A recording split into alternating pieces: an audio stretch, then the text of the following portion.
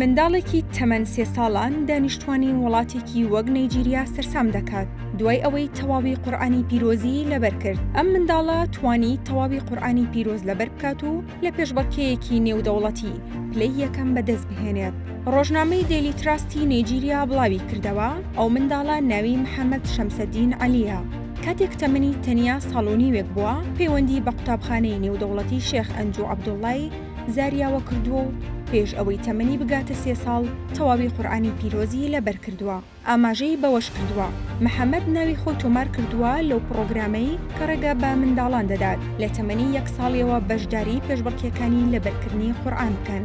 دکتۆر شەمسەدین عەلی کە باوکی محەممەدە لەبارەی منداڵەکەیەوە دەڵێت محەممەد لە نێو هاوتەمەنەکانیدا تاکە کەس نییە کە قورئان لەبەر دەکات، بەڵکو ئەوەی جیاوازە توانای سەرکەوتنێتی لە پێشبڕکێی نێودەوڵەتی جیاوازەکاندا و دەتوانێت بە هەردوو زمانی عەرەبی و ئینگلیزی قسە بکات.